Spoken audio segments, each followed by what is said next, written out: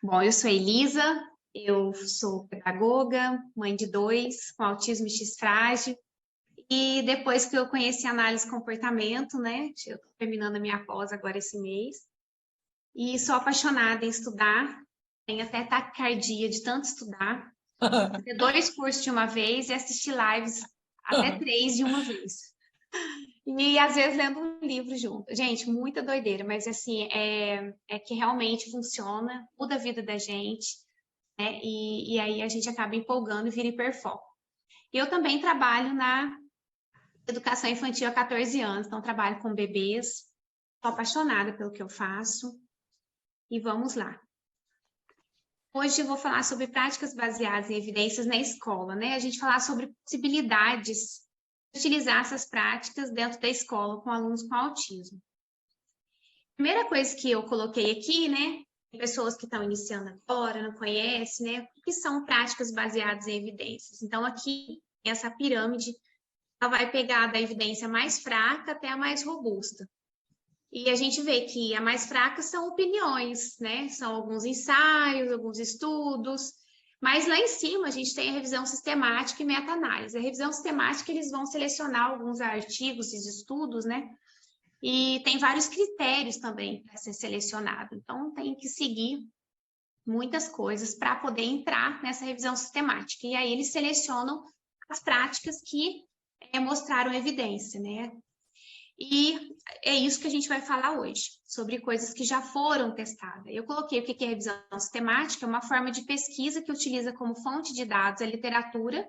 Eles vão pegar lá vários estudos, vão revisar e vão ver o que funcionou, o que deu certo. E a meta-análise, eles fazem uma análise das revisões sistemáticas.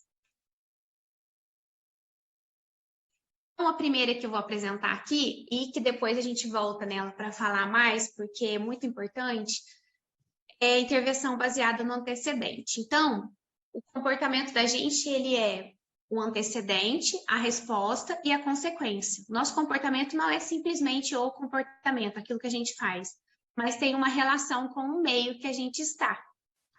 E a gente modifica esse meio modifica a gente. Então, quando a gente pensa, né, o aluno, ele está fazendo isso, e a gente acha que o comportamento dele está relacionado só a ele, e não, ele está relacionado ao ambiente que ele está.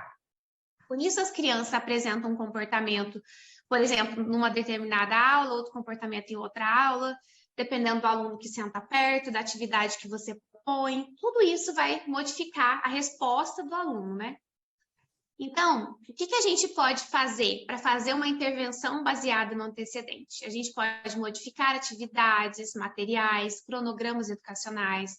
A gente pode colocar, né, considerar a escolha do aluno nas atividades, preparar os alunos antecipadamente para as próximas atividades, aqui vai entrar a rotina, variar o formato, o nível de dificuldade, então aqui vai entrar, por exemplo, a gente vai falar sobre isso, que é o momento comportamental, a ordem de instruções, o tipo de instrução que a gente vai dar, enriquecer o ambiente para fornecer pistas adicionais, a gente também vai falar sobre isso, são pistas visuais, modificar os horários de entrega de estímulo e reforço.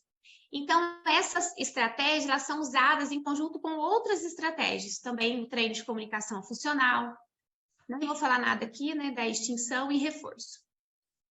Mas, essa questão também da intervenção baseada no antecedente, quando eu fui fazer um curso de ISCA, a gente, às vezes, modifica o ambiente de uma tal forma que a gente, tipo, adapta tanto para o aluno que depois ele não consegue ter habilidades para estar num ambiente que não está adaptado. Então, quando a gente faz as adaptações, a gente também tem que pensar como que a gente vai retirando aos poucos essas adaptações para que o aluno consiga ficar sob controle do ambiente natural. Mesmo que a gente não vai exigir tanto dele, né? A gente não vai, por exemplo, um conteúdo de português e matemática, esse aluno não vai conseguir, às vezes, igual no caso do meu filho, ele não consegue estar no mesmo nível cognitivo dos outros alunos, mas que ele consiga fazer uma atividade de forma independente, no nível dele, fazer uma adaptação, mas que ele não precise de tanta ajuda, de tanto apoio, isso é importante. Quando a gente vai fazer essa intervenção baseada no antecedente, a gente tem que pensar em todas as adaptações, é um pacote, na verdade, que a gente monta para colocar aqui no antecedente, só que a gente tem que pensar como que a gente vai retirando essas ajudas para o aluno ter independência também e conseguir lidar com as questões naturais, né, do dia a dia dentro da escola. Então, aqui eu coloquei aqui um exemplo, porque a gente sabe que tem algumas pessoas que nunca ouviram falar sobre isso, né? Essa daqui é a tríplice contingência. A gente pode falar que é o comportamento, né? Uma simples amostra, na verdade, é mais do que isso, mas aqui é uma simples amostra. Então, a gente tem aqui o antecedente, aqui o comportamento, que a gente chama geralmente de resposta, e aqui a consequência. Então, o antecedente é tudo que está em volta do sujeito ou dentro dele. Quando a gente fala está dentro dele, porque às vezes o nosso corpo também é ambiente para a gente se comportar. Então, às vezes me dá uma dor, por exemplo, né? É um ambiente, o meu corpo é um ambiente que eu vou ter uma determinada resposta e eu vou ter uma determinada consequência. Então, por exemplo, vamos falar de eventos privados, né? Que são esses comportamentos que a gente não. Só a pessoa pode falar, né? Então, a gente, quando tem um aluno com autismo, por exemplo, às vezes esse aluno se comporta porque ele está com alguma dor, porque ele está com algum incômodo e ele não consegue explicar isso. E isso também vai alterar o comportamento dele. E a primeira coisa que a gente tem que fazer quando a gente tem uma alteração de comportamento é saber se essa criança está bem, está com fome, está com sono, não está com dor, né? Tem tudo isso. Então, é chamado de ambiente esse antecedente, a situação, o contexto, o próprio corpo da pessoa, tá? A gente chama isso de SD, estímulo discriminativo. E aqui é o comportamento. O comportamento, seja ele explícito ou implícito, então a gente vai se comportar, pode ser também de forma explícita, que todo mundo vai ver, ou implícita, que a gente pode se comportar de forma privada, né? Algum pensamento, alguma coisa que a gente tem. E a gente tem a consequência, que é algo que é acrescentado após a nossa resposta. Então, por exemplo, vamos supor aqui que eu tive uma dor, foi meu antecedente, eu tenho um comportamento de pegar o dipirona, por exemplo, eu tenho uma consequência que eu me livrei da dor. Tá? Então, vai aumentar meu comportamento de tomar dipirona, por exemplo, quando eu tenho dor de cabeça. Agora, falando de comportamento dentro da escola, né, na aula. Então, se eu tenho lá uma atividade, a professora coloca um estímulo, uma atividade, eu tenho uma resposta de, vamos supor que ela me faz uma pergunta, eu tenho a resposta de responder a pergunta e ela me dá uma consequência de falar muito bem ou de fazer uma correção. Então, a consequência é o que acontece depois da minha resposta.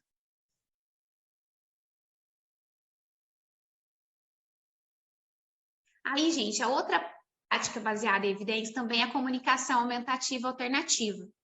E a gente sabe, né, nós já falamos muito isso no grupo, já fizemos, acho que 3 lives sobre comunicação alternativa, e não há pré-requisitos, eu coloquei aqui embaixo. Outra questão é que, às vezes, as escolas, né, tem algumas escolas que não querem utilizar, isso é muito complicado, porque se uma pessoa não consegue comunicar o que ela está sentindo, o que ela quer pedir, se está difícil, se ela quer sair, coisas básicas, né? Ela vai emitir vários comportamentos interferentes. A gente sabe que o autismo, eles apresentam um déficit muito grande na comunicação. E mesmo crianças que falam muito bem, elas vão apresentar algum déficit na comunicação. E a gente pode utilizar a comunicação como alternativa, como aumentativa. A gente sempre tem que pensar nisso. Se essa criança, tá? Esse aluno está tendo um comportamento, o que ele quer comunicar com esse comportamento? E a gente pensa aí nessa comunicação alternativa de forma individualizada. A gente não vai pegar a prancha pronta, a gente vai realmente individualizar. O que esse aluno precisa, o tamanho da imagem, as questões motoras, várias coisas que a gente pode pesquisar e a gente conseguir dar aí um suporte para esse aluno. E eu vou indicar o Project Core Brasil no YouTube. Ele dá todos os arquivos, os vídeos explicando como introduzir a CAA. Gente, essa daqui é uma outra prática baseada em evidência maravilhosa, que é o momento comportamental. Eu vou colocar o videozinho para vocês assistirem, bem curtinho. Então, esse momento comportamental, a gente vai pegar atividades que têm maior probabilidade da criança responder e misturar com atividades que são mais difíceis e de menor probabilidade do aluno responder. Por exemplo, vamos supor que o aluno ele sabe ler algumas sílabas, né? Que ele já tem fluência, vamos supor sílabas sim. E você está ensinando lá algumas sílabas complexas.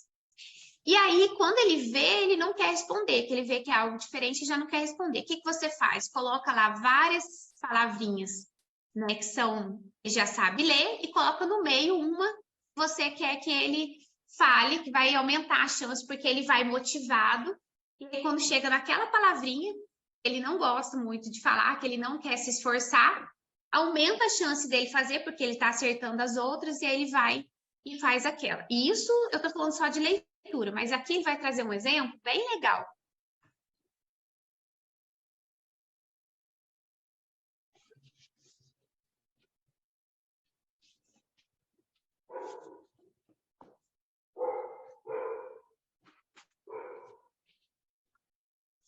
Não conseguiu rodar, ô Elisa? Não foi? Para mim tá passando aqui normal. Ah, tá passando, mas ele não tem áudio, né? É só o videozinho. Não, ele tem áudio sim, não foi o áudio? Elisa, tem Não. que compartilhar o áudio lá em cima, lá no Zoom. Onde que é? Aí Quando onde você, diz. quando você começa a compartilhar, tem duas janelinhas embaixo que ele fala se é com som ou se é sem som. A minha aparece em cima. Ah, tá. Só assim, você tira o compartilhamento, volta a compartilhar novamente, e aí ele vai perguntar para você se é com som, entendeu? Pode ser em Eu acho que cima ou é, mas eu embaixo. acho que aqui dá para vocês entenderem nesse aqui, ó. Ele só Tá. pediu para ela fazer alguns movimentos, um comportamento de ouvinte. Ele fala para ela bater palma, pôr o dedo no nariz, pôr o dedo na testa, são coisas que ela já sabe fazer. E aí depois ele pede para ela escrever o número 1. Então, isso aumenta a chance, né, dela escrever, porque ela segue motivada com várias atividades, e aí, de repente, aparece algo que ela não gosta de fazer, que é de menos probabilidade dela fazer, mas como ela está motivada, ela vai fazer. Então, isso chama momento comportamental. E ele vai elogiando ela, sabe?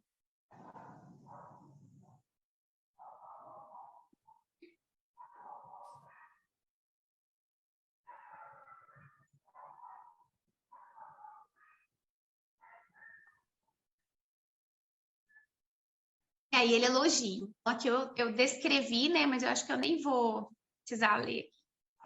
Então é isso. Vocês vão colocar atividades que a criança já sabe, com algumas atividades que ele está aprendendo, que ele tem esquiva, para aumentar as chances dele participar, desse aluno fazer essas atividades. Gente, isso é maravilhoso, maravilhoso. Então, vocês podem fazer isso de todas as formas, ensino de imitação, no ensino de linguagem, né, de comunicação, vocês podem fazer atividades acadêmicas, como se diz, a gente tem que usar a nossa criatividade. A gente tem aqui uma prática, ela é geral, e a gente vai pegar ela e vai encaixar em vários tipos de ensino, não importa qual ensino. A gente, igual aqui, ele misturou comportamento de ouvinte, seguir instruções, né, com um acadêmico. Elisa, o apelidinho dessa prática é fácil, fácil, difícil. Aí fica bem facinho de lembrar. Isso, e no final ele coloca o reforço, né? Então ele sempre vai lá e dá os parabéns. Ela tá fazendo o número 1, né? Que é mais difícil, ele fala, né? Para ela fazer o número 1 é mais difícil para ela, então ele fica, uau, bem! Então ele fica elogiando ainda quando ela está fazendo. Esse daqui também é um reforço diferencial. Gente, isso é maravilhoso. Quando você entende isso daqui, você passa a utilizar e assim, muda vidas, né? Eu vou explicar um pouquinho. Então, o reforço diferencial alternativo, eu coloquei aqui um exemplo, um menininho gritando. Esse comportamento de gritar, ele está comunicando algo. Então, isso aqui não é bom para a vida da criança, né? Não é bom. Ele precisa aprender algo que é pedir. Então, nós vamos ensinar ele a pedir, pode ser falando, ou pode ser com a prancha de comunicação. O importante é a gente pegar um comportamento e trocar por outro alternativo. Então, por exemplo, uma criança, vamos falar de habilidades sociais, por exemplo, que aqui eu já coloquei de comunicação, que é muito comum. Uma coisa muito comum é que as crianças, por exemplo, elas têm comportamento de gritar, de bater no colega, para ganhar a atenção do professor. A gente ensinar a criança, chamar pelo professor, isso é muito importante. Chamar o colega também, que às vezes a criança também não sabe iniciar uma brincadeira, iniciar uma conversa, e ele chega lá e bate no coleguinha. Aí o coleguinha olha para ele, faz uma interação, e a criança às vezes não entende que não é uma interação boa, né? Ele acha que ele ganhou atenção. E aí a gente ensina um comportamento alternativo e a gente reforça esse comportamento. Então, a gente substitui um comportamento inadequado, que é ruim para a vida da criança, não é ruim para a gente, não, viu, gente? É ruim para a criança. E aí a gente vai ensinar um comportamento alternativo. Esse daqui é o reforço diferencial incompatível. Então, por exemplo, aqui eu coloquei uma criança jogando, arremessando itens. E aí eu coloco essa criança para arremessar a bola. Então, é um comportamento, eu troco, né? Eu estou colocando a mesma sensação que a criança está buscando, que é jogar coisas, e ela fica com a mão ocupada jogando algo que é funcional, que é jogar a bola. Se ela não quiser jogar com o colega, ela pode jogar numa cesta, numa caixa. Aí a gente tem que pensar em alternativas e adaptar de acordo com o aluno, mas isso também dá muito certo.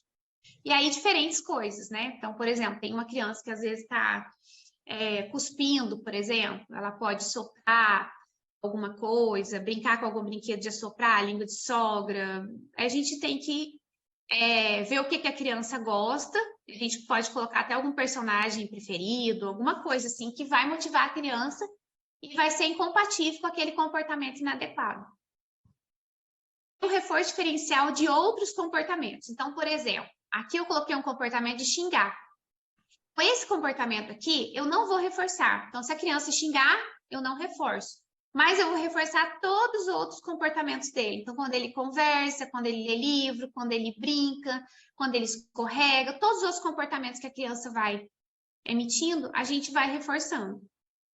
Menos aquele que é um comportamento inadequado, que é ruim para a criança. O que tem mais evidência, o que é mais utilizado, é o alternativo. Por quê?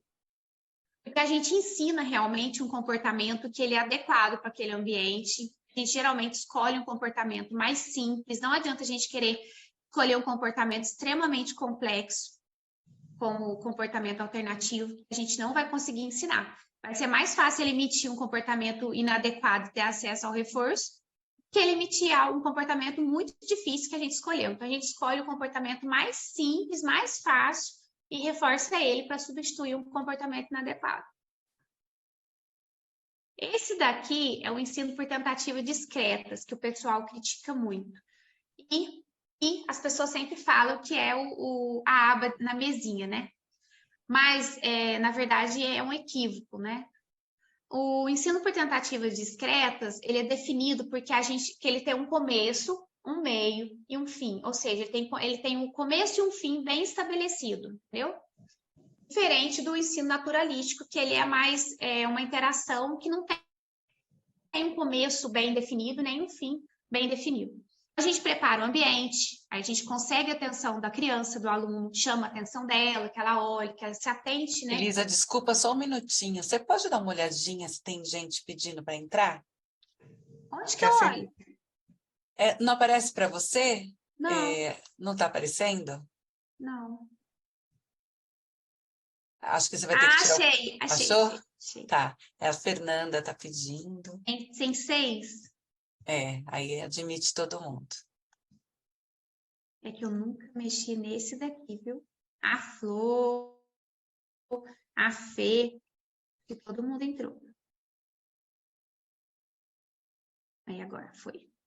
Obrigada. Então, a gente vai preparar o ambiente, né? Vai conquistar a atenção da criança, do aprendiz, vai apresentar o estímulo Boa noite, pessoal.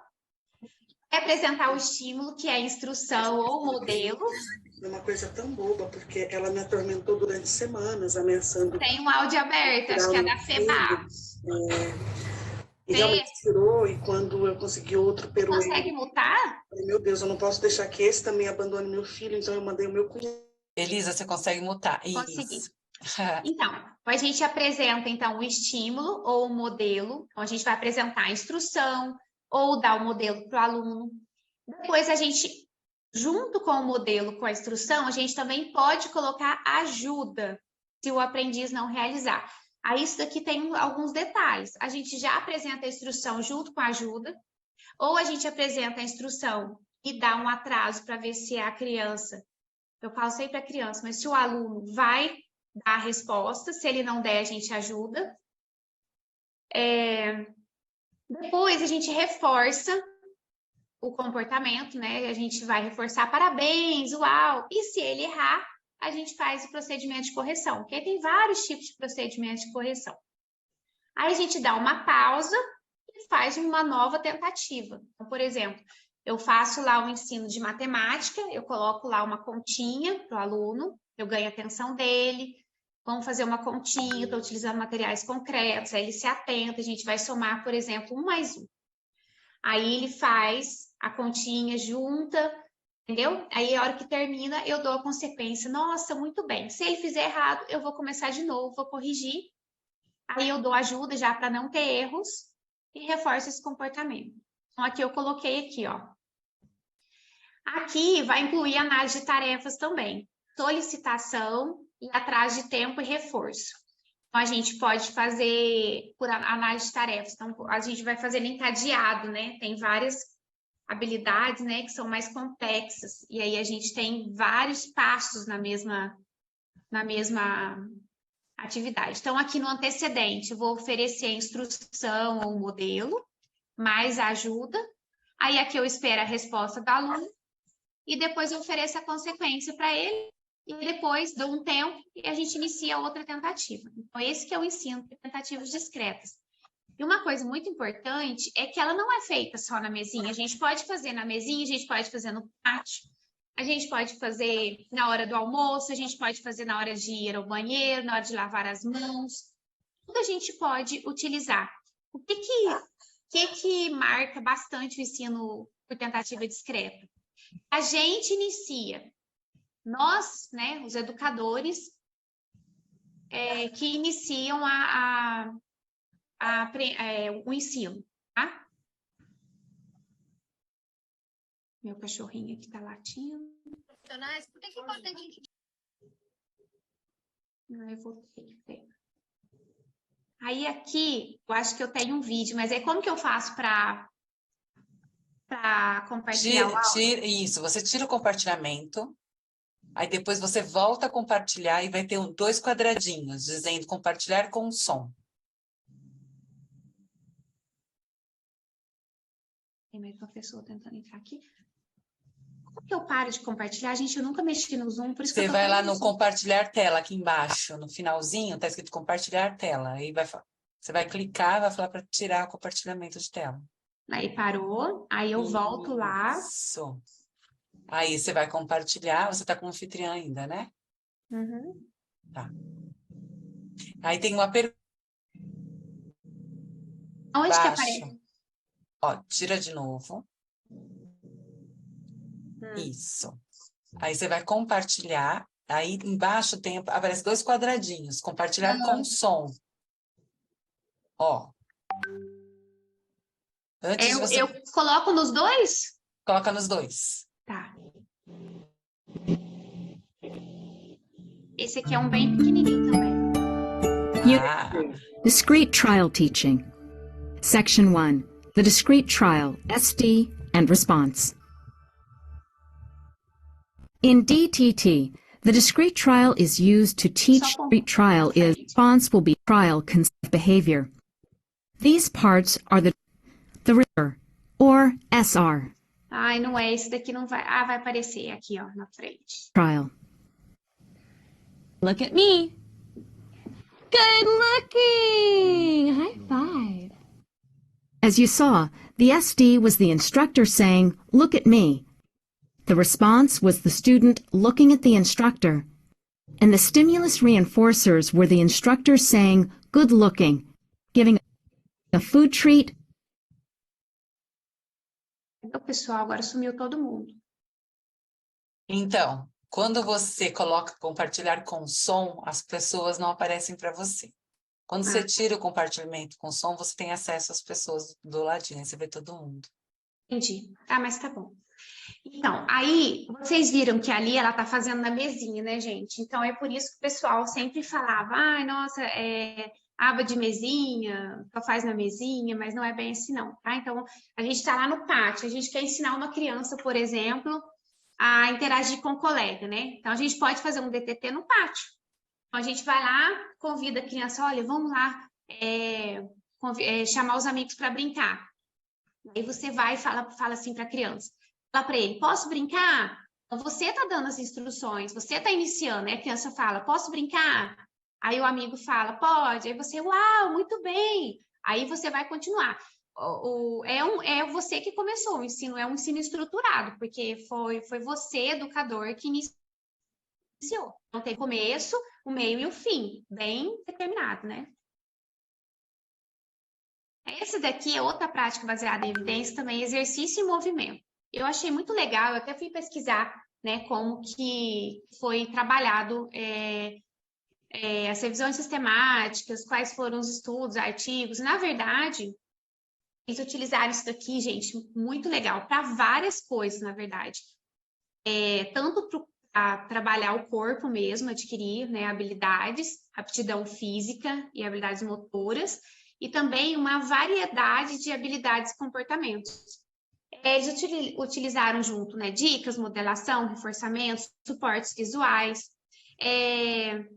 muito interessante, né, para atividades de lazer, habilidades sociais. Então, outra pesquisa que eu vi, achei muito legal, foi que eles utilizaram exercício e movimento para diminuir comportamentos interferentes de um aluno que era agressivo. E aí, eles começaram a fazer atividades com ele. Por exemplo, antes da aula, começava com uma atividade física. E aí, ele diminuiu os comportamentos interferentes. Então, eles tinham, de tempo em tempo, eles paravam as atividades e faziam alguns exercícios físicos com ele. E praticamente zerou os comportamentos. Então, ajuda também a diminuir comportamentos de agressividade. E muito, gente. Na verdade, eu pesquiso muito coisa em inglês. Vocês vão ver que só tem vídeo aqui em inglês. Eu coloquei aqui, né, um videozinho sobre algumas possibilidades que a gente pode parar e a gente propor algumas atividades, alguns movimentos, trabalhar as habilidades motoras, sociais, proporcionar também essa sensação que às vezes é isso. Às vezes a criança com autismo, ela na verdade, ela está procurando aquela sensação e ela bate e aquilo é reforçador para ela. Às vezes o próprio bater é reforçador, às vezes na verdade nem é atenção. Tem alguns comportamentos que são mantidos, na verdade, por várias funções, mas tem alguns que são mantidos por esse toque, né? O próprio toque, a batida reforça o comportamento do aluno. Extinção, gente, que ele tem evidência, mas essa prática ela não é recomendado utilizá-la sozinha, tá? Porque o que acontece? A gente, quando utiliza a extinção, aquela parte da consequência, a gente não dá a consequência. Então, a gente tem um antecedente, a gente tem um comportamento e a gente não dá nenhuma consequência. O que acontece? Gera comportamentos emocionais e pode ser perigoso. Essa criança pode ficar nervosa, pode se agredir outras pessoas, ela pode ficar muito chateada, isso vai gerar emoções, né, ruins, assim, não vou falar ruins, mas fortes, né. Então, a gente não usa, né, a extinção sozinha, na verdade, a gente usa o reforço diferencial, a gente está colocando um comportamento de extinção, mas estamos ensinando outro paralelo, então, na verdade, a gente evita que aquele aconteça e a gente já está reforçando outro comportamento.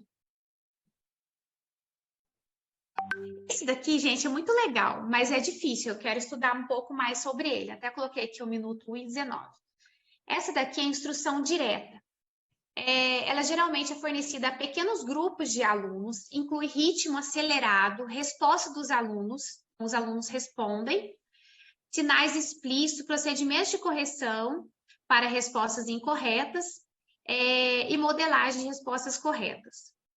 Deixa eu ver aqui, a sequenciada, eles já dão Então, o que acontece? A gente define as unidades mínimas de ensino. Então, eu vou definir o antecedente, a resposta, a consequência. Essa consequência já vira o outro antecedente e a gente vai fazendo junto com o aluno. A gente coloca um estímulo, eles já dão a resposta em grupo, todo mundo junto, e a gente já dá a consequência, se está certo ou não, e a gente já vai passando para frente ou vai repetindo se caso o aluno não conseguiu, eles não conseguiram. E é feito em pequenos grupos. Eu não sei se alguém aqui, alguém já fez aquele curso de alfabetização do MEC, aquele que chama... Ai, meu Deus, como que chama? ABC? Não é o ABC, é um outro. Não lembra, gente, como que chama? Eu esqueci o nome do curso. Eles fazem, e eu tenho material... Aqui, Qual que é? Qual que é?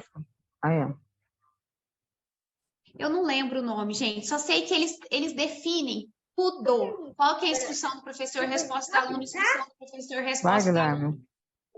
É muito legal. Deixa eu colocar aqui para vocês. 19. Yes, be and the whole word. Get ready. Became. Yes, became the underlined part. Get ready. Whole. Yes, whole and the whole word. Get ready. Whole. Yes, holes. Read these words the fast way. Get ready. Crash. Yes, crashed. Get ready. Vocês viram que tem um ritmo acelerado, ela dá a instrução e eles já dão a resposta, ela vai voltando até eles conseguirem fluência. Ele não passa para frente enquanto não adquire fluência. Isso. Agora aqui, ó. Desce, sobe, desce, Oi, sobe. quem tá falando desce, aí, gente? Acho que é a Gláucia. Você consegue mutar, Elisa? Não, agora eu não consigo ver ninguém. Eu achei que era o vídeo. Eu também, porque ela tá dando uma Pega a instrução. borracha lá no chão. Tinha uma borracha no chão. Gláucia, tá o Gláucia, seu você microfone aberto. É a Gláucia. Oi, desculpa, gente. Não tem problema. Gente, até eu coloquei aqui um modelinho lá, olha. Se eu desse para vocês um antecedente, então eu colocasse lá para vocês a explicação. Reforço positivo é a adição de um estímulo. Aqui, ó, só ficou faltando uma coisa aqui. Após a emissão da resposta, tá? Que aumenta a probabilidade do comportamento ocorrer no futuro. Aí vocês iriam repetir comigo, tá? Vocês dariam... O que é, então, um reforço positivo? Aí vocês repetiriam. Reforço positivo, adição de um estímulo que aumenta a probabilidade do comportamento ocorrer no futuro. Aí, aqui a consequência, eu já passo para o próximo. No reforço positivo, o estímulo é... Aí vocês respondem, adicionado. E aumenta, né, a probabilidade de ocorrer no futuro. Eu vou lá e reforço. Entendeu? E aqui o reforço negativo, um exemplo. Aí eu coloco lá, o que é o reforço negativo? Reforço negativo é remoção. Eu só vou passar para frente se vocês souberem, entendeu? E a gente repete até vocês souberem realmente a resposta, não terem erro e serem fluentes. Isso a gente pode utilizar em português, matemática, mas eu falo assim, alfabetização, coisas que não têm subjetividade, tá? Porque, por exemplo, o nome da letra, o nome do número, uma conta, a leitura de uma palavra, não tem subjetividade, né? Então, a gente pode utilizar isso, porque a gente tem que trabalhar a flexibilidade, a gente tem que trabalhar o diálogo, a interação, mas no ensino desses conceitos, né, que são fixos, né, que a gente não muda, a gente pode utilizar a instrução direta. Está na sala de aula, o aluno vai lá e grita. Aí a professora coloca como consequência, João, para de gritar. Passa 5 minutos, o João começa a gritar. Então, qual que foi, né, o estímulo adicionado? Foi a bronca da professora. Qual que foi a consequência? Foi a bronca da professora. Mas o que acontece, na verdade?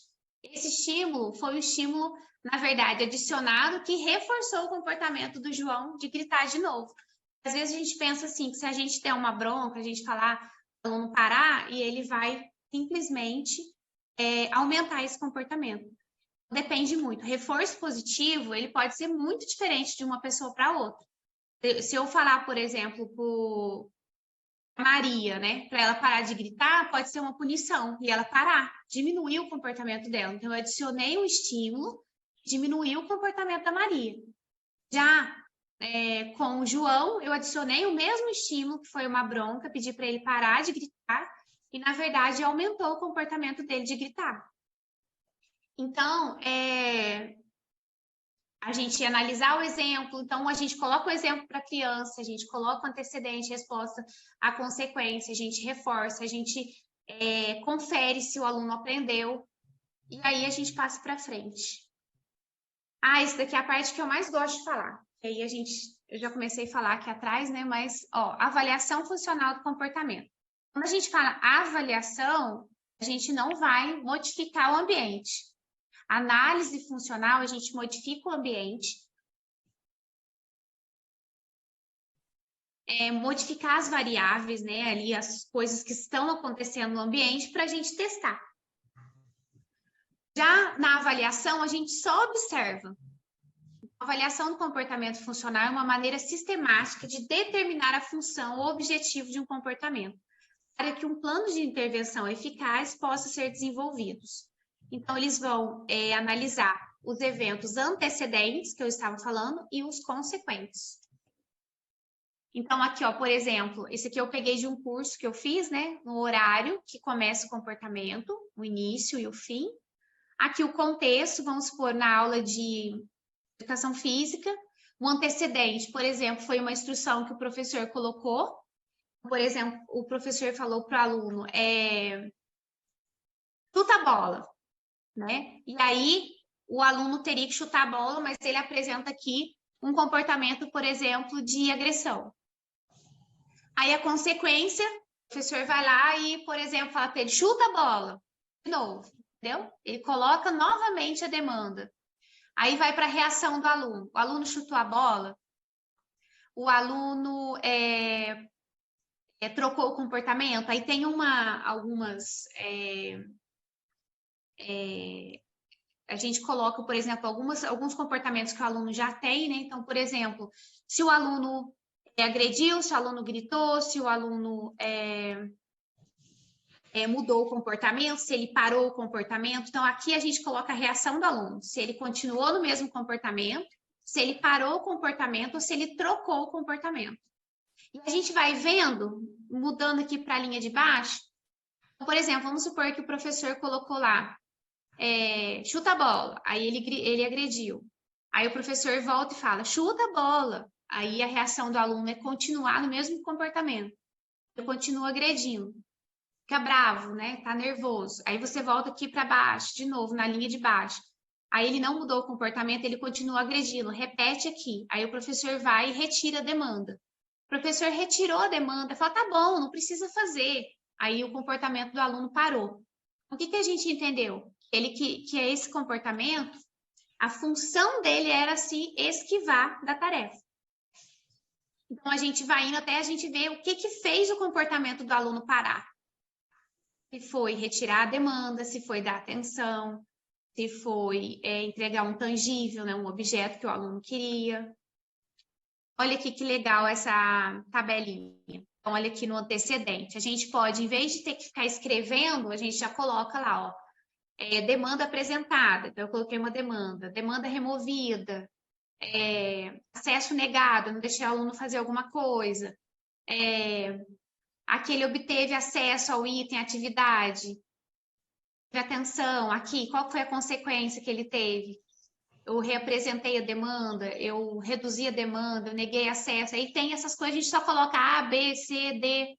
E aqui a reação do aluno, o que fez o comportamento dele? Parar, o que ele continuou, o que ele mudou. Esses alvos comportamentais aqui, por exemplo, a criança, você vai selecionar lá. Agredir o professor, por exemplo, se autoagredir, ou jogar itens. Esse aqui é o comportamento do aluno. Então, a gente faz isso. Quais foram os antecedentes? Quais foram os contextos? Quais foram os comportamentos do aluno? Quais as consequências que a gente ofereceu? E o que fez o comportamento do aluno parar? Essa é a grande questão. E aí, o que acontece depois que a gente tem um resultado? A gente vai ensinar um comportamento alternativo, a gente vai ensinar uma habilidade, a gente vai trabalhar lá no antecedente que eu falei no início. Tá, o que fez o comportamento parar possivelmente seja a função do comportamento. Possivelmente, porque, na verdade, pode ser que esse comportamento ele esteja relacionado a tenha várias funções. Ele pode se esquivar de uma atividade de educação física, por exemplo, para ir brincar com um objeto preferido e ainda ganhar atenção, por exemplo, do professor de apoio. Gente, tem alguma pergunta, alguma coisa que vocês querem fazer até aqui? Acho que não vai dar para falar de tudo, não, mas... Essa daí é a parte do curso, né? Ô, Elisa, você não tem como facilitar esse outro para a gente, não? Não tem muito. Qual que você fala? Qual parte? O anterior, que está muito bom. O anterior que você mostrou, que é um extra, né? Parece que não é? Esse aqui? Esse? Ó, deixa eu explicar assim, ó. Ele é um pouquinho... Quando você vai fazer, você acaba ficando um pouquinho confuso no primeiro momento, mas depois a gente entende perfeitamente. Por exemplo... Eu acho que ele pediu para disponibilizar a ficha, Elisa. A ficha? Isso. É porque eu tenho, mas só que essa está mais completa. Na verdade, essa ficha já está lá no grupo. Lá no Drive. Eu já vi ela lá. Mas vocês conseguiram entender, gente, mais ou menos? Está bem explicado, eu pelo menos entendi. Elisa, se te incomodar, você pode parar de compartilhar e compartilhar sem som de novo para você ver todo mundo. Às vezes incomoda. É horrível, parece que eu não consigo. Eu preciso do feedback da expressão facial das pessoas. Aí só você... isso. Nossa, não estou vendo ninguém, é horrível. Vou compartilhar de novo e aí não vou colocar, não. Eu faço isso também. Se aparecer algum vídeo aqui, eu volto. Aí agora eu tô vendo você. Menina, é outra vida.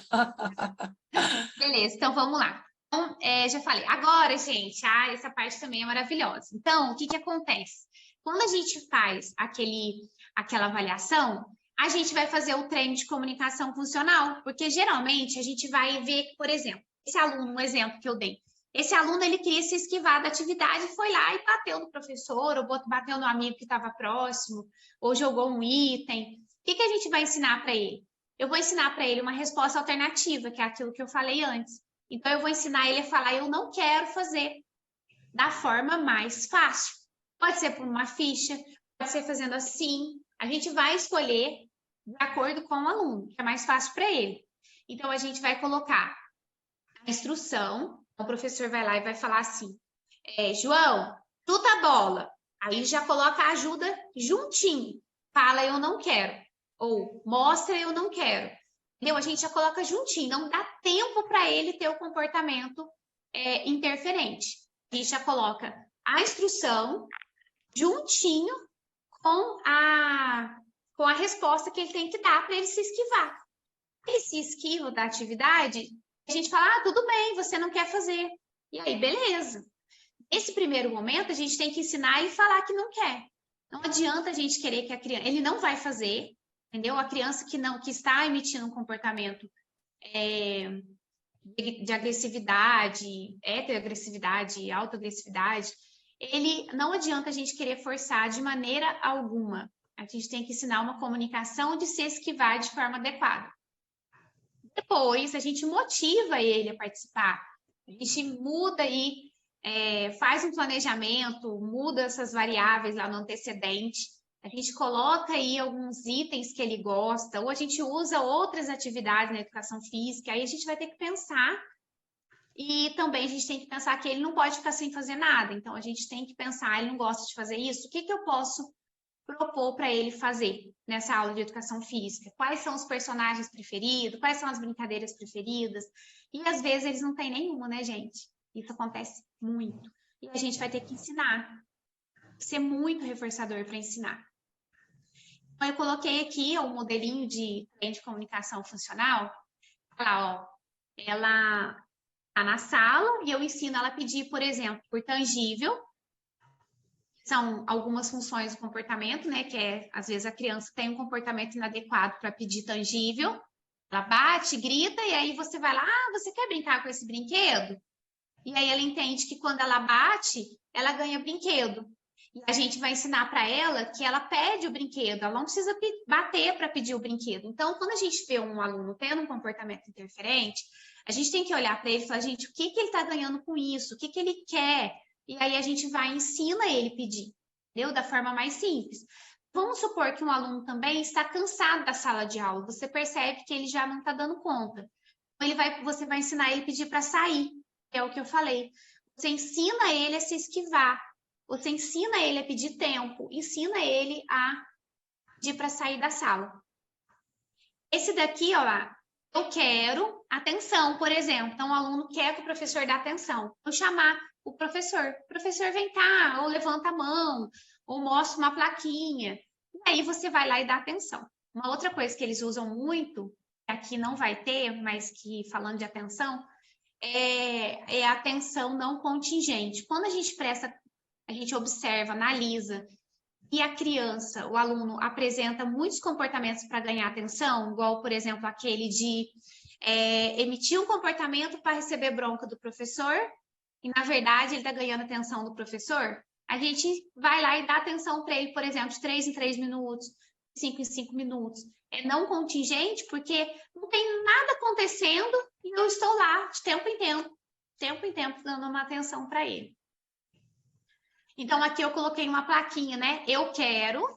Aí eu coloquei brincar, ler, pintar, ouvir música, sair.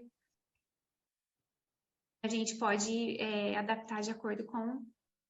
Esse daqui... esse é muito legal, acho que eu vou ter que voltar. Mas esse aqui é um vídeo modelação, gente, de imitação. Então, o que é a videomodelação? A gente pega um vídeo, mostra para o aluno, e aqui ele tem que ter um pré-requisito, que é a imitação. Se ele não tiver esse pré-requisito, ele não souber imitar, a gente não vai conseguir que ele imite o vídeo, entendeu? Mas a videomodelação, ela também é uma prática que já foi comprovada, que tem que dar certo com crianças com autismo, né? Então, aqui ela vai ensinar a menina a brincar. Ela vai lá e coloca um vídeo, a menina assiste o vídeo, e depois ela faz igual ao vídeo. Ela está ensinando a brincadeira de dar banho, de dar comida. Isso é muito importante, o brincar funcional. O brincar de faz de conta. E a gente pode utilizar essa... Esse daqui é outro vídeo de modelação, mas olha para vocês verem. É uma habilidade de autocuidado. Então, ela mostra como que coloca o casaco no vídeo. E a menina vai e coloca o casaco. Então, a gente pode utilizar essas práticas baseadas em evidência para ensino de várias habilidades. Por exemplo, habilidades sociais, gente, eu usei tanto com o Lucas. Então, a gente ensina a criança a cumprimentar, a falar que não quer conversar, então fazer assim, se esquivar. Eu ensinei, porque ele também tinha muita dificuldade para cumprimentar. Então, a primeira coisa que eu ensinei ele foi negar, falar que não queria cumprimentar.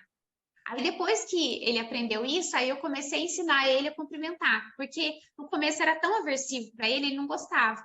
Depois que ele aprendeu a esquivar, o ambiente social ficou mais tranquilo para ele. Ele não gostava era de cumprimentar as pessoas quando chegava. E depois que ele ficava no ambiente, ele ficava tranquilo.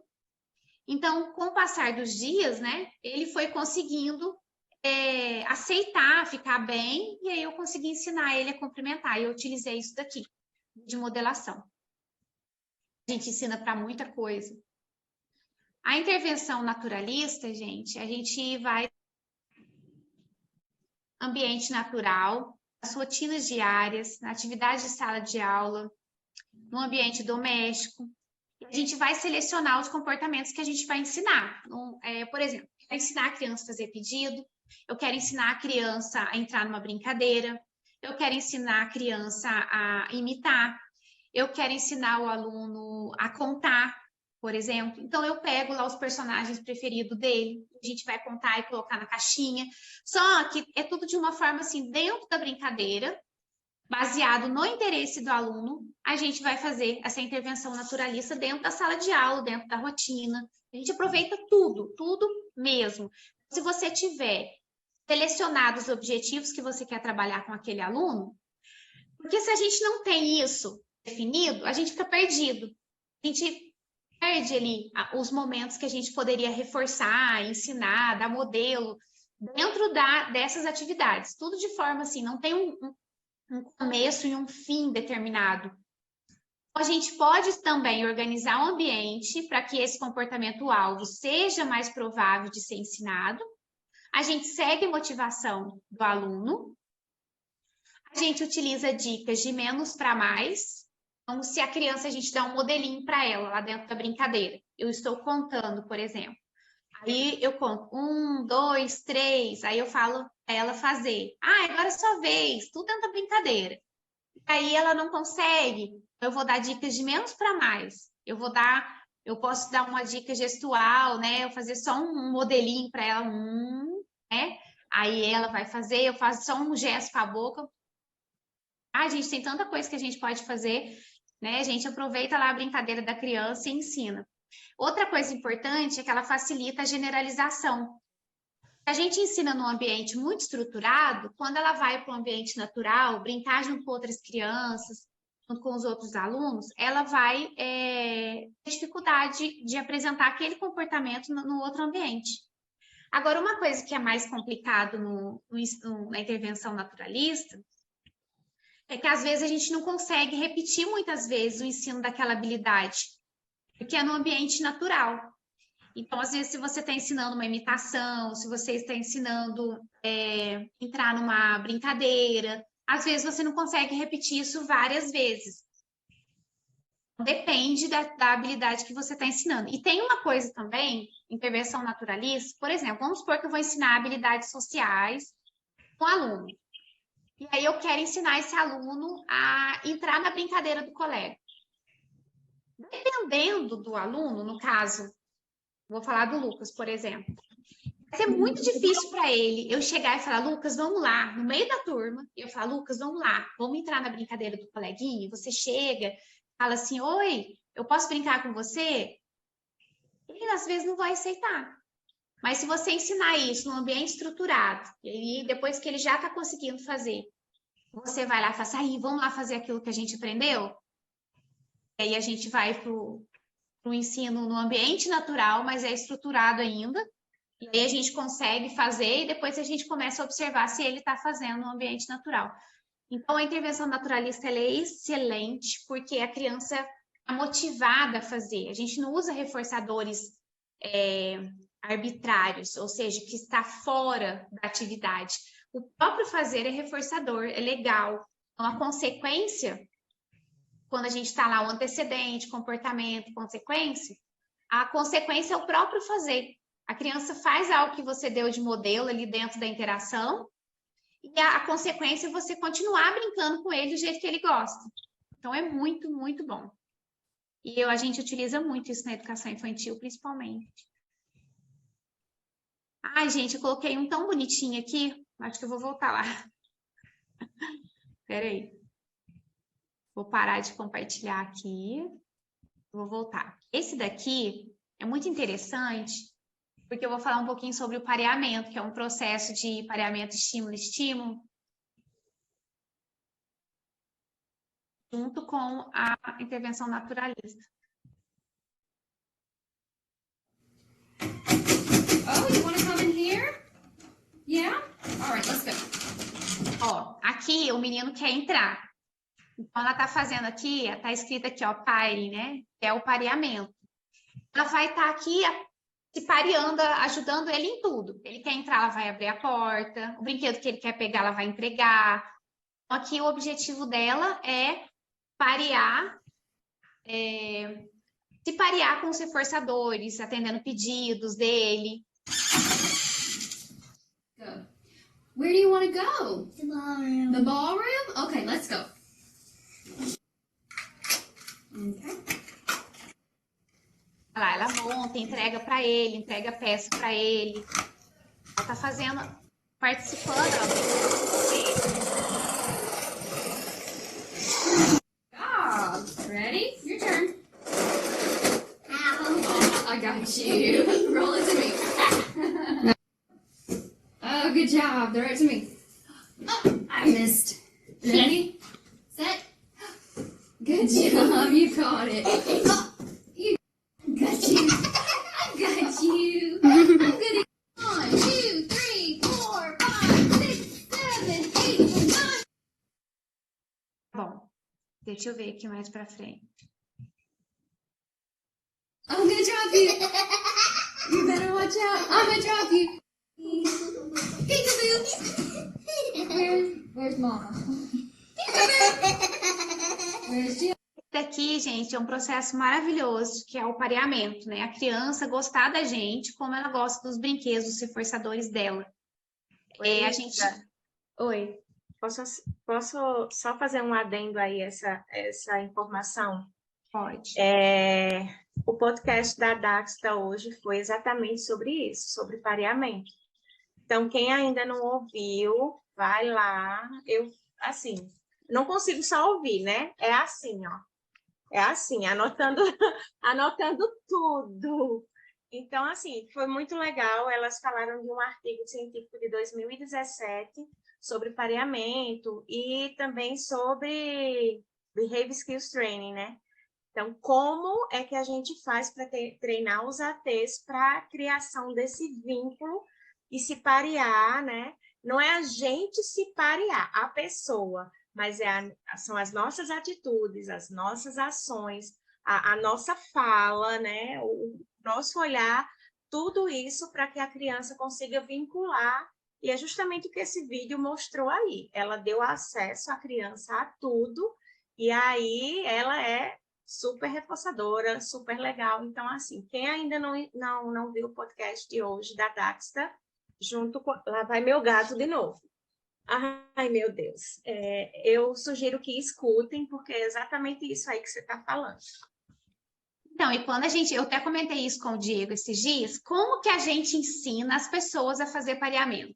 É muito difícil, porque a pessoa não é se parear, ficar ali do lado da criança, não. É se tornar reforçador para a criança de uma forma que ela busque você, que ela dê risadas para você. Olha para você ver, enquanto essa criança está brincando, depois ele abandona, né, os reforçadores. Vocês viram que no começo ele não estava interessado nela. Depois, ela se tornou tão reforçadora que ele não está procurando a porta mais. Mas ele está brincando de esconder com ela, entendeu? Então, aí a criança passa a ficar sob controle da gente. Então, a brincadeira que a gente coloca é interessante, a instrução que a gente coloca é interessante. Se a gente não se torna reforçador, a gente se torna o quê? Aversivo. Entendeu? E outra coisa, essa questão de a gente estar... É um pareamento constante. A gente precisa se parear a todo instante, né? Assim, com os meus pequenos, quando eu chego... Eu tenho que ser reforçada. Ah, chegou a minha tia legal, que vai me dar acesso a muita coisa, e vai trazer muita coisa legal, e aí, né? Porque da mesma forma que a gente constrói esse pareamento e se torna reforçador, a gente também pode se tornar aversivo. Sim, muito, né? E é isso que às vezes acontece. A gente quer exigir muito da criança e a gente não imagina. Se a gente ser reforçador para ela, a gente consegue mais coisas do que se a gente ficar exigindo coisas dela e ela se esquivando da gente o tempo todo. Esse é um segredo, gente. Não poderia nem contar. Pois é. E outra coisa, assim, com relação a isso também, muitas vezes esse pareamento ele vai demorar muito mais do que... Porque é relativo, né? Cada criança ela é única. Então, tem criança que vai aderir ali no primeiro momento. Você leva algumas horas e ela já está super, te achando super, né? E tem outras crianças não, que você vai precisar de alguns dias, você vai precisar de algumas semanas para poder se parear. Então, quando você for fazer uma avaliação com a criança, você não pode chegar lá e começar a dar um monte de demanda, né? Isso é... E outra coisa que é importante, que até eu tinha pensado nisso, eu ia até colocar um slide, mas eu esqueci. Falar que essas práticas a gente faz o planejamento, a gente começa a fazer o ensino, tem que ter repetição, motivação, né? Não é colocar uma prancha lá de comunicação para a criança se esquivar, ela falar eu não quero, e você achar que ela vai fazer sozinha. Ela não vai fazer. Você já tem que colocar instrução, já dá ajuda para ela fazer, tem que ter repetição para ela fazer isso vários dias, até que ela faça de forma independente. Então, não é assim uma mágica. Aí a criança tendo esse comportamento, eu vou escolher um comportamento fácil para ela e vou achar que ela vai fazer sozinha. Ela não vai fazer sozinha. Nós vamos ter que ensinar ela a fazer e dar um reforço bem rápido, né? Imediato. Já dá a instrução, já dá a ajuda. A criança emite comportamento, a gente fala, uau, você conseguiu pedir para sair. E é isso. Sheila, você está falando mais alguma coisa? Está fechado o seu áudio. Não, eu fechei o áudio porque Pedro veio e aí a demanda aqui deu uma aumentada, para não atrapalhar, eu fechei. E da mesma forma, gente, o ensino naturalista, ele vai ocorrer da mesma forma que ela está fazendo ali. Ela está brincando com ele ali, não sei se vocês observaram, mas ele fez mando, né? Ele fez troca de turno, ele seguiu instruções, que é jogar a bola, né? É uma habilidade social também, compartilhar o brinquedo, receber direcionamento. Em habilidades sociais, a gente vai trabalhar, que é dar direcionamento. Eu peço alguma coisa para brincar, olha, a gente vai brincar disso. Agora eu recebo direcionamento, não é só eu que escolho. Então, o amigo escolheu e eu vou brincar do que ele quer. Então, assim, numa brincadeira dessa, num ambiente desse, onde que ela fez esse pareamento, ela já consegue ir trabalhando muitas habilidades. Dentro desse vídeo, a gente fica encantado de ver quantas habilidades que a criança começa a emitir e quanto que é reforçador para ele, quanto que ele diverte, tanto que é engraçado, ele dá risada, entendeu? Então, é muito legal.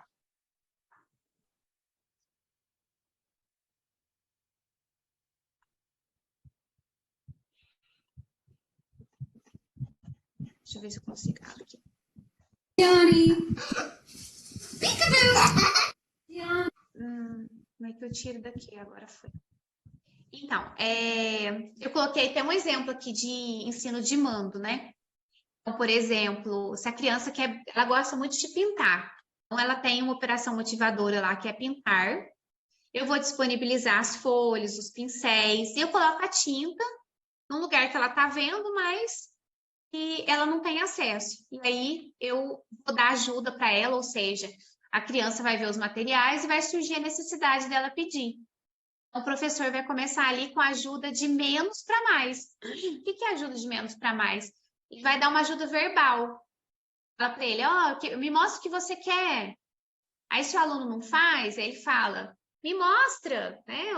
Faz assim, dá a mãozinha, dá um modelo. A gente nunca oferece 2 ajudas de uma vez, viu, gente? Uma ajuda de cada vez. Mas eu dou ajuda verbal, e se ele não faz, eu dou o modelo. Aí, se ele não faz, eu pego na mãozinha dele e ajudo ele a fazer, até que ele consiga. E a gente não pode deixar o aluno perder a motivação. Né? Tem que ser tudo muito rapidinho, para ele não perder a motivação e ficar chato.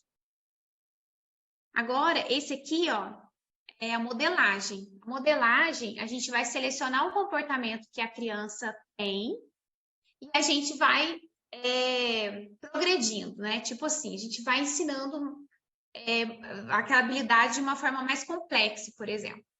E a gente utiliza o reforço, né? A gente vai reforçando o comportamento, essas aproximações sucessivas, e aí vai aumentando a chance do criança se comportar de novo daquela forma. Deixa eu colocar aqui.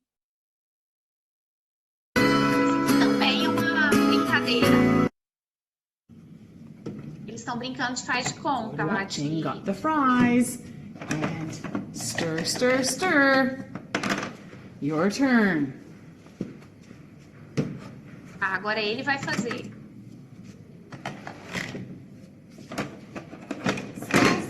Hey, perfect job, Daniel. Great cooking. Come on back to the chair for a second.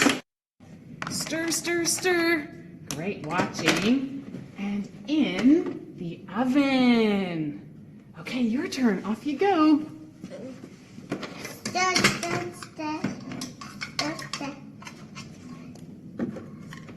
Na verdade, isso aqui está sendo mais modelação do que modelagem. And in the oven. Ela dá modelo e ele Wow, repete. Daniel, perfect job. That was great. É difícil achar um vídeo que apresenta isso, mas a modelagem, por exemplo, vou dar uma explicação aqui na culinária.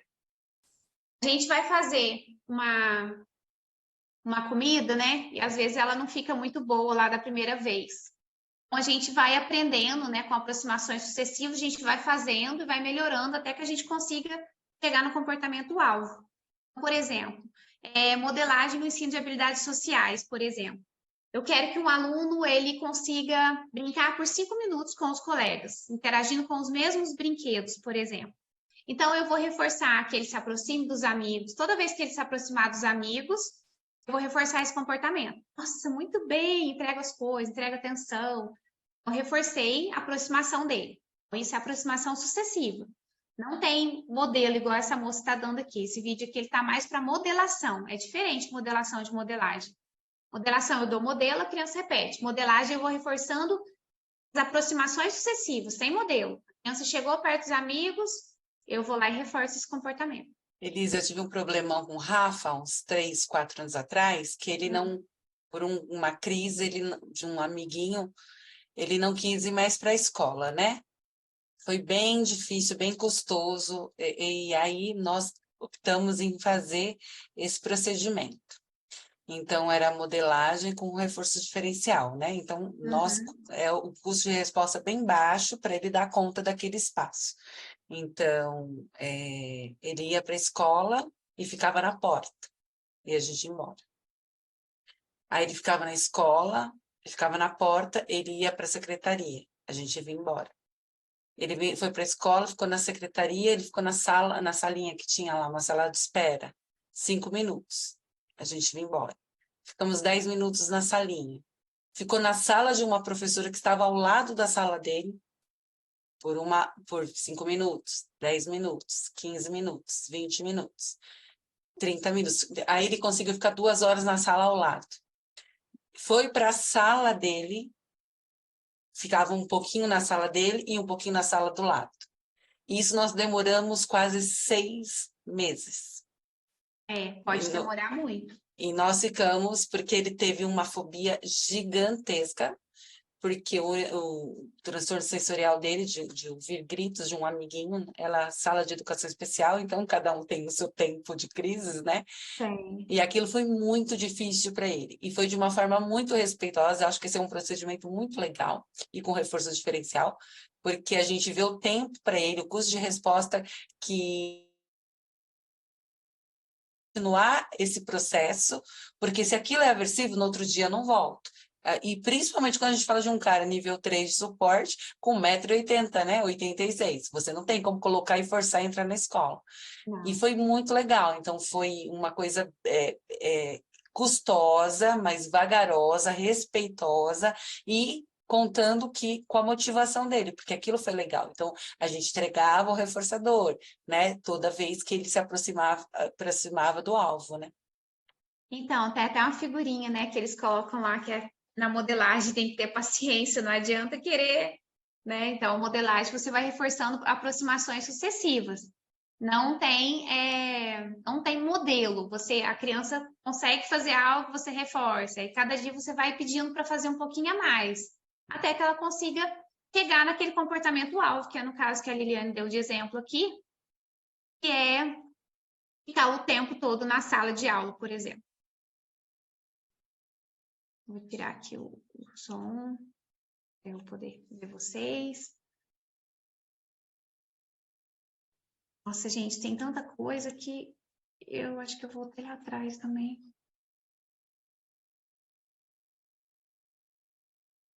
Elisa, se você quiser dividir essa aula em 2 partes, né? Porque são 28 abordagens, né? Procedimentos, então, se você quiser. Já são quase 9. Então, deixa eu ver aqui onde que eu parei aqui. Nossa, não tô conseguindo para frente, parece. Tá sim. Modelagem, aqui. Então, eu pareamento social, coloquei aqui um exemplo, né? Brincar igual ao aprendiz, a gente imita eles para brincar. Porque se eles estão brincando daquele jeito, É porque é muito legal. A gente chega geralmente destruindo as coisas que eles estão fazendo. Ele está brincando de enfileirar, a gente chega e fala, não, vamos colocar o carrinho na rampa. Não, vamos descer aqui, vamos acelerar, vamos correr um atrás do outro. A gente sempre é aversivo na brincadeira deles, porque eles são repetitivos, eles têm formas de brincar, né? Uma rigidez lá na forma de brincar, sempre brincam da mesma forma. A gente já chega querendo arrasar. E aí a gente, na verdade, é extremamente aversivo, né, para eles. Então a gente começa a brincar igual eles começam a olhar para a gente, começam a olhar para a brincadeira da gente. Então a gente consegue ganhar a atenção da criança. O aprendiz, ele começa a procurar o educador. Então, é isso que a gente estava falando, né? Então, se a criança, o aluno, começa a procurar a gente para brincar, significa que você conseguiu fazer um pareamento, que você é reforçador para ele. Habilidades importantes. Isso aqui não tem nada a ver com o negócio, é que eu fui colocando, tá? Habilidades importantes são cúspides, né? Comportamentais. Compartilhar atenção, atentar-se ao ambiente, a criança ficar atenta ao que está acontecendo, seguir instruções, esperar, sentar, imitar. Então, a gente vai pensar como ensinar tudo isso utilizando essas práticas. Essas daqui são mais básicas, né? Mas a gente pode pensar qualquer habilidade, como que eu posso utilizar essas práticas baseadas em evidência. Então, eu coloquei lá ainda aproveitar os interesses da criança. A gente pode criar ou pode utilizar o contexto natural, nomear as emoções, ensinar a fazer pedidos, dar modelo, utilizar a comunicação alternativa. Outra coisa que eu faço muito é ficar atento para reforçar todos os comportamentos importantes. Então, dentro do repertório da criança, isso também chama modelagem. A gente consegue ir selecionando comportamentos importantes. Uma criança, ela nunca senta, só corre, corre, corre, corre, corre. Aí, uma hora ela vai lá e senta. Aí, o que você faz? Vai lá e reforça o comportamento dela com algo que ela gosta muito. Não vai lá dar demanda para ela, não, que aí nunca mais ela senta. Aí que ela não vai sentar à mesa. Ela fala, senta, ela vem esse professor me entregar. Uma atividade para eu fazer. Então, a gente tem que ficar atenta a isso. Tipo, a fazer pedido para a criança, bem na hora que ela está emitindo um comportamento que você teria que, na verdade, reforçar, a gente vai lá e começa a dar demandas para ela. Aí ela se esquiva e não volta a fazer. E diminui a chance dela emitir aquele comportamento. Ai, gente, então, acho que vocês que sabem. Se vocês quiserem continuar mais meia hora, a gente completa 2 horas. Eu acho que vale muito a pena a gente continuar em outro dia, porque tem coisas que para se aprofundar mesmo. Você está trazendo, dando exemplos. Eu acho, né? O que vocês acham aí? Até porque você faz perguntas, as pessoas podem responder, né? Então vamos interagir um pouco. Eu parei no slide 33, tem 58. Então, eu acho legal. Aí a gente, né, aproveita mais. Também acho, a gente divide. Pelo menos aqui a demanda deu uma aumentada, então o Pedro está lanchando, já me chamou. Eu não consigo ter a mesma atenção até pela hora, ele vai querer dormir. Aí eu vou desligar aqui, mas vou estar ouvindo vocês, tá? Tá bom. Gente, alguém tem alguma pergunta? Quer fazer algum comentário? Tem alguma dificuldade? Vamos dialogar aqui uns minutinhos, então. Elisa, boa noite. Boa noite. É a Josiane. Qual a diferença de modelagem e para modelação? Então, a modelação, a gente dá modelo. Eu dou um modelo para você, eu falo para você assim, faz igual. Entendeu? E aí você vai e copia. Então, modelação é a mesma coisa, é sinônimo de imitação. Então, por exemplo, eu vejo um vídeo de uma pessoa, por exemplo, eu vejo um vídeo de uma pessoa casando, por exemplo. Eu vou lá e imito ela casando igualzinho. Então, é modelação, entendeu? Outra coisa que a gente usa muito modelação, quando a gente chega numa festa ou num ambiente que a gente não conhece, o que a gente faz? A gente observa, depois a gente vai e imita as pessoas. Isso é modelação. Ninguém te falou nada. Entendeu? Você fez pelo modelo. Agora, a modelagem já é com essas aproximações sucessivas. Então, por exemplo, eu tenho um aluno que não senta, ele corre, corre, corre, corre, corre. Aí, o que, que eu quero fazer? Eu quero ensinar ele a sentar, para ele participar de algumas atividades que ele vai, né, ser legal ele participar sentado, pegar materiais, ver um livro. E aí, ele vai lá e senta alguns momentos. O que, que eu faço? Eu passo a reforçar aquele comportamento. Toda vez que ele senta, eu vou entregar, eu vou dar atenção para ele, mas eu não vou dar demandas. Eu dou atenção, eu sento perto. A gente tem que ter muito cuidado para entender o que, que é reforço.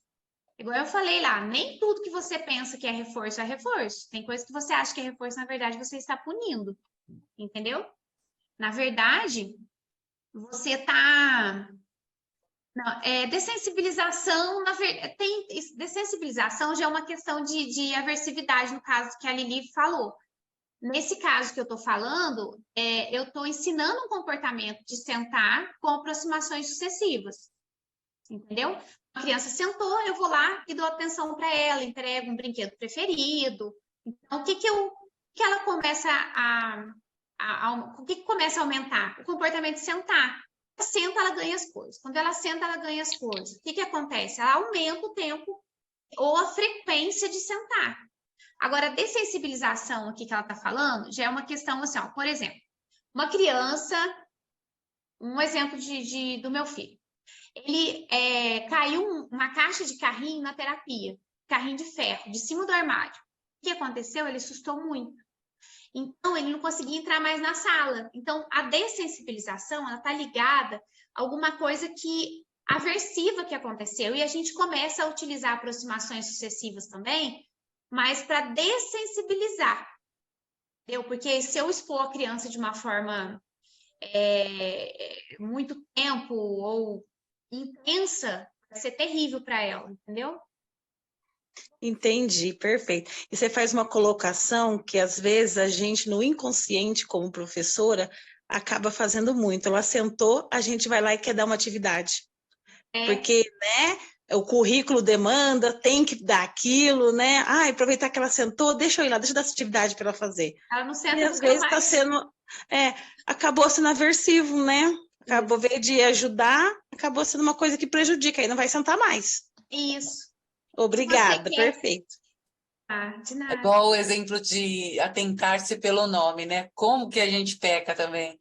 O cara não se atenta pelo nome. Aí você olha e fala assim, fulano, eu já não falei com você? Ô, João, vem pra cá. Ô, João, o cara não se atenta pelo nome. Quando você chama o nome do bichinho, é para dar algum estímulo, adicionar um estímulo aversivo. Ele já não se atenta. Quando ele se atenta, você dá um estímulo, ou dá uma demanda, ou um estímulo aversivo. Então, são detalhes que a gente não percebe. Então, assim, toda vez que eu chamar pelo nome, que é uma demanda, porque ele vai ter que atentar-se a você, você tem que entregar um reforçador, ou é a atenção, é o tangível, alguma coisa. Mas a gente acaba fazendo isso muito, porque a gente acaba não pensando como que eu vou me comportar para reforçar o comportamento, né? E uma coisa importante, igual eu falei lá no início também. Por exemplo, a criança grita, você vai lá e fala assim, para de gritar. E aí passa uns minutinhos, ela grita de novo. Aí você fala de novo. Aí você tem que perceber o seguinte, que você adicionou um estímulo, né? Na consequência, você adiciona um estímulo.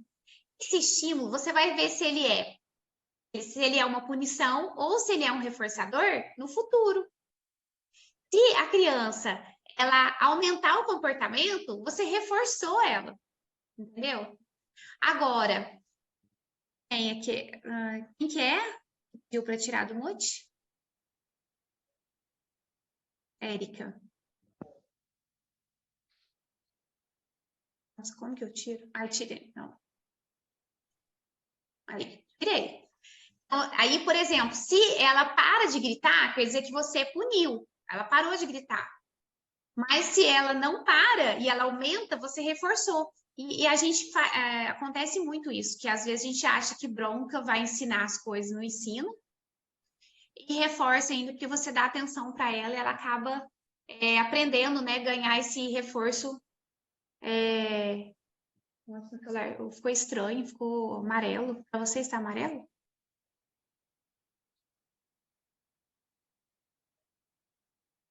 Desligado o teu áudio. Érica, você mesmo consegue tirar, mas a Elisa também. É só clicar nos 3 pontinhos. para liberar, para ela falar. Nos 3 pontinhos que tá na Érica. Mas a própria Érica também consegue fazer isso. Ó, nos 3... Não consegue? Elisa? Deixa eu... Ó, vou virar aqui, anfitriã. Ó, ativar o som. Érica, pode falar. Tá sem áudio?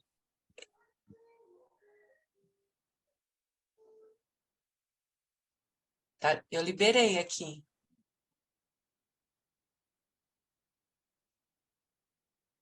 Não tá saindo.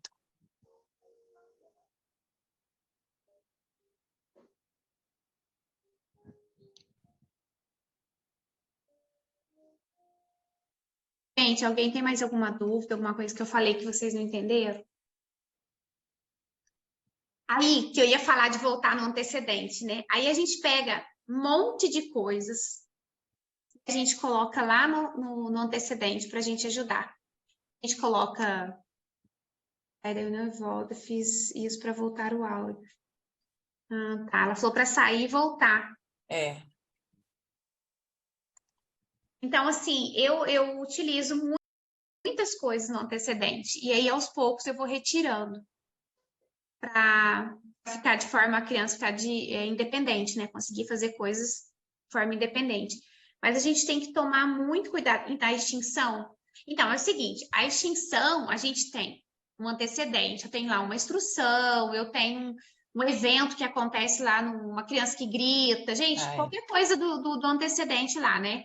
Aí eu tenho uma resposta da criança, uma agressividade, por exemplo, e eu vou lá e não dou nenhuma consequência, eu finjo que não estou vendo a criança bater ou jogar itens. Isso é muito complicado. A extinção, ela vai ter um pico, né? Primeiro, ela aumenta o comportamento. Por exemplo, dá um exemplo de ligação que o Luciano sempre dá, que é muito bom. Vamos supor que eu ligo, eu adoro falar com a Lili, um exemplo. Aí eu vou lá e ligo para a Lili. Um exemplo, vocês estão ouvindo, né? É um exemplo, ela quer dizer que não gosta de falar comigo. Aí um exemplo. Aí eu pego e ligo lá para a Lili. Oi, Lili, e aí, tal, bato papo com ela meia hora. Aí no outro dia liga, ela me atende, todo dia tá dando certo. Ou seja, eu tô recebendo uma consequência, meu comportamento está ali, sendo reforçado. De repente, a Lili não me atende. Eu ligo, a Lili não atende. Eu ligo, então tem uma operação motivadora no antecedente, eu tô carente de atenção. Aí eu tenho a minha resposta, que é ligar. Aí eu não tenho consequência. A Lili não me atende. O que vai acontecer? Vai acontecer uma variação no meu comportamento, um aumento no meu comportamento. O que eu vou fazer? Eu vou começar a ligar muito, isso é aumento de frequência, o comportamento vai subir. A variação é que eu vou começar, eu mando mensagem, eu mando lá no Instagram, eu ligo para a amiga dela, eu ligo na escola que ela trabalha, entendeu? Eu começo a variar meu comportamento. Então, se a gente utiliza extinção, um aluno que está jogando itens, ele pode começar a jogar itens, ele pode começar a gritar, ele pode começar a bater nos alunos, ele pode variar o comportamento dele que você não sabe o que ele vai fazer. A gente não usa extinção, porque você não sabe qual vai ser a variação. E aí, esse comportamento também vai aumentar de frequência. E aí, gente, é outro problemão, isso acontece muito em casa, que esse comportamento aumenta de frequência e quando está lá em cima, a criança está lá, gritando, batendo, né? Você vai lá e fala, não aguento, vou entregar. Vou dar o que ela quer. Aí o que eu mostrei para ela? O que eu ensinei para ela? Quando ela tá no pico, eu entrego o que ela quer. Gente, a gente não pode ensinar isso, entendeu? Então, ela começou a ter um comportamento interferente, eu não vou pôr em extinção, eu não vou deixar e fingir que eu não estou vendo, não dá nenhuma consequência. O que eu vou fazer? Eu vou ensinar um comportamento alternativo. Vou reforçar o primeiro comportamento que ela apresenta. Tipo assim, ela vai lá e faz, eu falo, tá bom, pede para sair. Tá bom, pede que você não quer fazer. Então, o primeiro comportamento precursor que ela aparece, que ela apresenta, um vai fazer careta, o outro vai fazer assim, o outro vai, né? O outro vai fazer assim. A gente consegue identificar nos alunos da gente, nos filhos, comportamentos que você já sabe que ele vai escalar. E aí você não deixa escalar. Você vai lá e reforça o primeiro e já ensina ele a fazer um pedido. ensina ele a ter acesso àquilo que ele quer. Seja fugir, seja ganhar algo. Érica, né? Você conseguiu? Ai, consegui, eu vim pelo celular. Boa noite, tá. Elisa.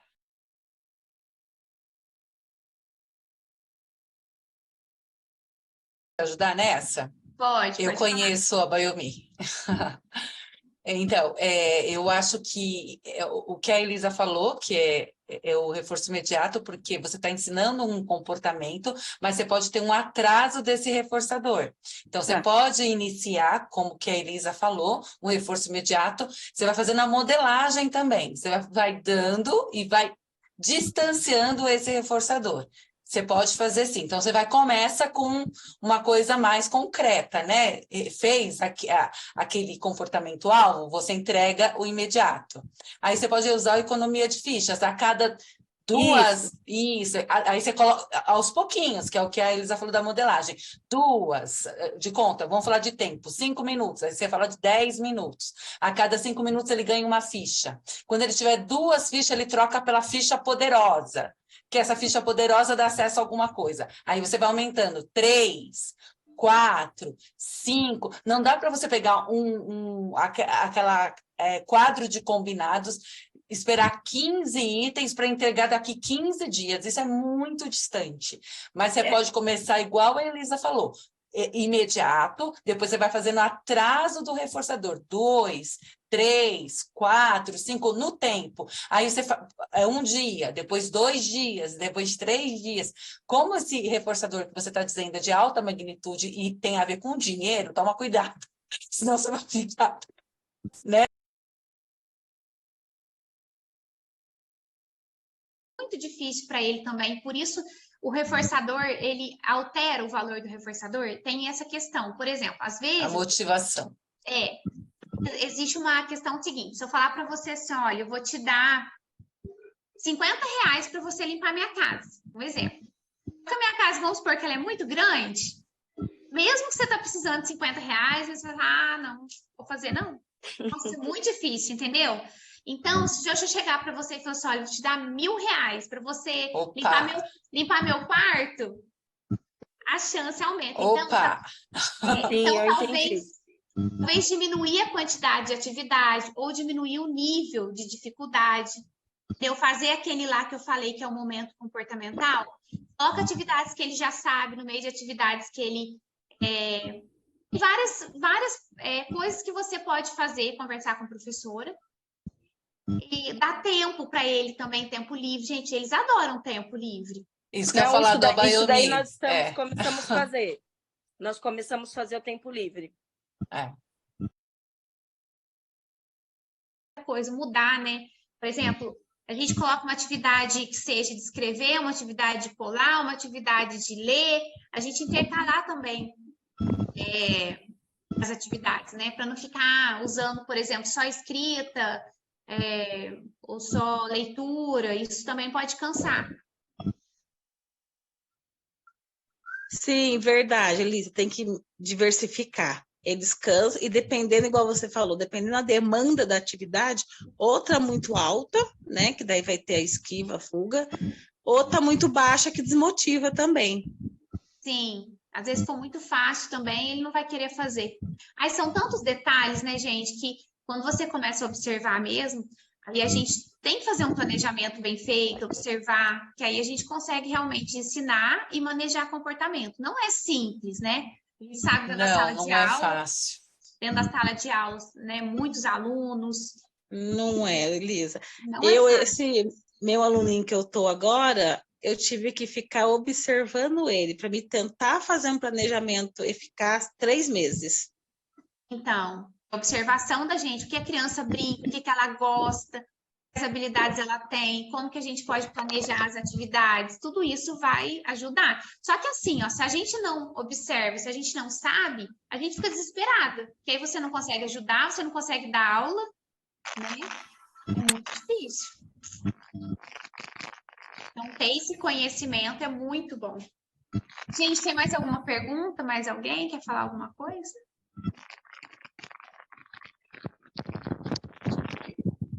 Tive uma A ideia agora, para a gente encerrar, mas a gente começar a pensar em fazer dias de consultoria, entendeu? Não assim, de casos específicos, não avaliar. Mas eu acredito que essas dúvidas elas são bem pertinentes. Eu acho que foi muito bom ouvir a Érica, ouvir a Josiane. Eu acho que a gente pode, além de fazer esses momentos de formação, a gente pode se organizar para fazer momentos de orientação. Não é uma coisa descritiva para um aluno, para o filho, mas trazer dúvidas, assim, vamos fazer uma consultoria formativa, né? Tipo uma roda de como conversa. Uma roda de conversa. Eu acho que a gente pode pensar sobre isso, porque a gente vai coletando, vai entendendo. Vamos, uma vez por mês, vamos falar, vamos chamar uma pessoa, uma de nós, ou outra pessoa relevantes, ou trazer algumas dúvidas que a gente está tendo. Eu acho que vai ser legal. Eu acho bacana mesmo, Lili, principalmente porque quando a gente mesmo tem que pôr a mão na massa, né? Depende de você. E aí, realmente, não dá para ficar dando exemplo, mas dá para dar um norte, uma direção, né? Eu bem acho. Legal. Vamos combinar isso, então? Ai, perfeito, porque muitas dúvidas, eu tenho tanta coisa. Eu acho legal. Assim, a gente tem que começar, eu acho assim, a gente está construindo uma possibilidade de aprendizagem aqui, né? A gente não sabe, eu falo sempre assim, a gente sabe de onde a gente partiu, a gente não sabe aonde a gente vai chegar. Então, eu acho que é importante vocês trazendo tudo isso, vai, né? Dentro, claro, das possibilidades de cada um, vai trazendo, vamos tentar fazer isso, vamos tentar fazer aquilo, né? Eu acho que é isso, a gente vai se empoderando, vai se acolhendo, né? Quem sabe um dia só de roda de conversa de mães, de pais, de familiares, de profissionais, eu acho que a gente vai aumentando as possibilidades além da formação. O que você acha, Elisa, também? Nossa, muito bom, porque assim, hoje eu tenho supervisor, hoje eu... como se diz, estou começando ainda, mas já conheço um pouco. E eu sinto mais feliz, entendeu? Porque, assim, eu vejo uma criança, ou meu filho, né, que é o meu principal foco, no comportamento, eu falo, nossa, tem que ensinar tal habilidade para ele. Então, assim, eu já fico tranquila. Eu tenho uma criança, um aluninho com autismo, eu já olho para ele, eu já sei quais habilidades que eu tenho que ensinar. A gente tem aquela tranquilidade, olha, eu vou ensinar essa, depois dessa, essa é pré-requisito para outra. Então, assim, a gente sabe o que a gente está fazendo, o caminho que a gente está, né, trilhando ali, que a gente está planejando. Se a gente não tem, a gente vai ficando desesperado. Nossa, o que eu vou fazer? Eu acho. Né? Eu acho, não tenho certeza. Não dá para você falar de uma coisa tão séria que é manejar comportamento sem uma orientação. Não que eu estou falando que a gente vai fazer isso porque não dá para fazer uma consultoria descritiva de uma pessoa, porque não é isso, mas a gente pode fazer uma... base de conceitos, né? Isso! Você aprende o que é reforço, você aprende Isso. o que é modelagem, modelação, o que é pareamento, aí depois você olha para o seu aluno e fala assim, nossa, como que eu posso trabalhar, como que eu posso fazer um planejamento? Pego a tríplice contingência, como que eu posso trabalhar a instrução direta e o reforçador que eu vou usar, como que eu faço correção, como que eu faço planejamento, né, os antecedentes que eu vou colocar, o nível de ajuda, pizza visual, como esvanecer, que para mim é importantíssimo, porque quando você coloca, você tem que pensar em tirar. Como que você vai retirar essa cifra depois, né? Senão o cara vai ficar dependente o tempo todo. O que é esquema de reforçamento? O que é esquema? Então, isso está mais para frente nos slides, esquema de reforçamento. Então, deixa o gostinho de quero mais, Elisa, vamos encerrar. E aí a gente vai pensar, a próxima entender melhor, trazer mais conceitos, vai estar mais assim, compreendendo mais para a próxima aula da Elisa. E aí a gente vai pensando também nessas possibilidades de orientação, de roda de conversa. A gente está aqui, nós vamos construindo possibilidades. Eu acho que a gente está aprendendo bastante. A gente está o caminho, era isso que eu ia dizer. E todo mundo falando, dando orientação para a gente vai construindo também, porque é para nós, né? Ninguém é melhor, ninguém é pior, né? A gente vai nivelando também, como diz a Dani, né? Nivelando, tá aprendendo, tá faltando isso, vamos para isso, vamos chamar uma pessoa que fale disso. Eu acho que é isso, a gente vai aprendendo e não ter vergonha, gente, porque assim, ó, a gente não aprende isso na pedagogia, não não aprende. Não. E aí você vai para a sala de aula, você recebe aqueles alunos que têm, né, não têm algumas habilidades, que têm alguns comportamentos interferentes, e a gente fica desesperado, você fala, meu Deus, agora o que eu vou fazer? Né? E a gente está aqui para isso mesmo, não é Isso para... mesmo. Aqui o pessoal fala. Nossa foto, hein? Vamos. Falando aqui, ó, do grupo de estudo que a Mônica está organizando. Eu acho isso, gente, está maravilhoso, né? Viu? Ó, vamos lá fazer um grupo de repertórios iniciais, vamos fazer um grupo de estudo a partir da live da Elisa. Eu acho isso, né? A gente está construindo, não existe um método, um tutorial, mas a gente vai construindo possibilidades.